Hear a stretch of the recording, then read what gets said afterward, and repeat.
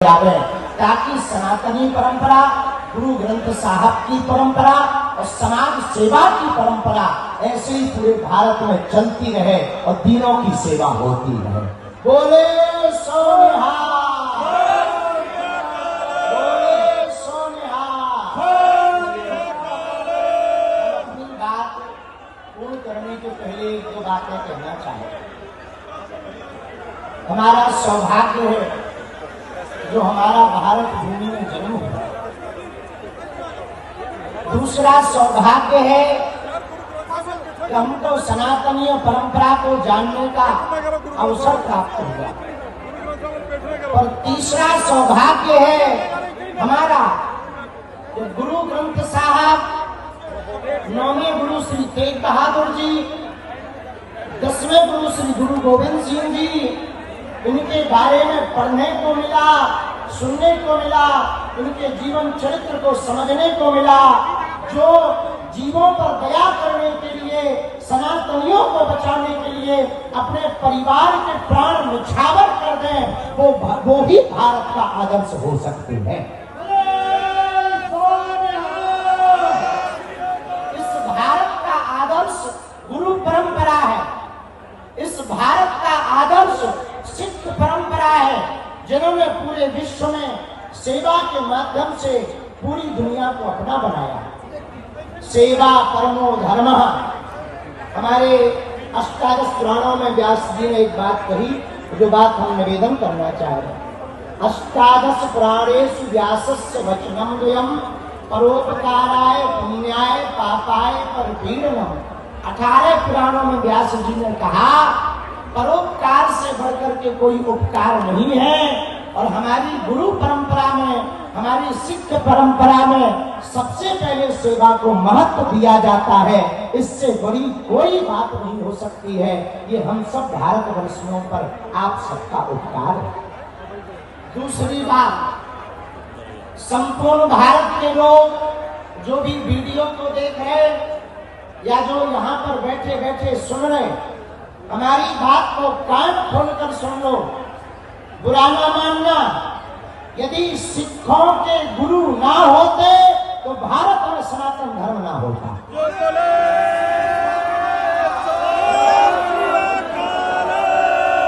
विदेशी आक्रांता जिस प्रकार से सनातनियों को टारगेट करके चोटी और जनेऊ को काट रहे थे, कश्मीरी पंडितों को मार रहे थे, उन सबको बचाने के लिए हमारे गुरुओं ने अपनी शहादत दी, अपने परिवार की शहादत दी।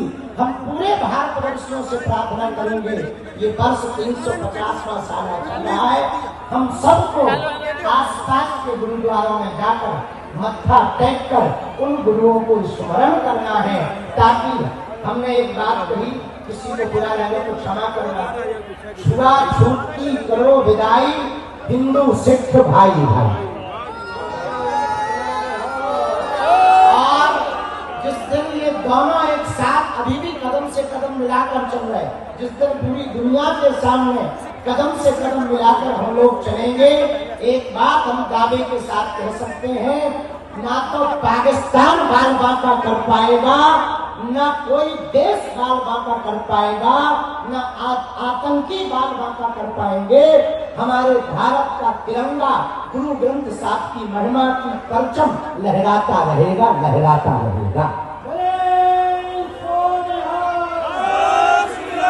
अरे जरा जोर से बोलो, पूरी नहीं खाई क्या? भंडारा लंगर पाया है? जरा जोर से बोलो,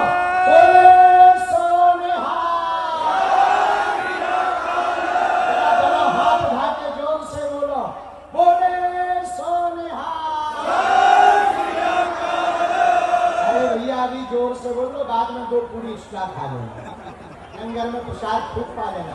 और जरा जोर से बोलो, बोले सो निहाल। आज हमको भी हमारे प्रिय श्री तरुण भंडारी जी के कारण आंवला परिवार के इस महायज्ञ में, जिन्होंने अभी विष्णु महायज्ञ संपन्न करवाई, कल ही विश्राम हुई और आज 216 बेटियों का कन्यादान उत्सव हो रहा है। सुनो, एक है अन्नदान, एक है वस्त्रदान, एक है द्रव्यदान, एक है रक्तदान, एक है अंगदान, एक है अश्वदान, पर सबसे बड़ा है कन्यादान। कन्यादान से बढ़कर के कोई दान नहीं है। और वो पिता धन्य हैं जिनके घर पर बेटियां होती हैं। एक जगह दो मित्र बैठे थे, एक छोटी बच्ची बैठी थी।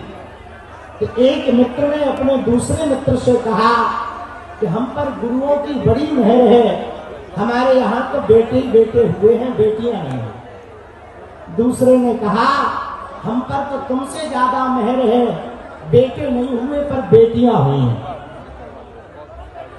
तो पहले वाले मित्र ने कहा ये मेहर नहीं है, बेटियां होना ये कृपा नहीं है।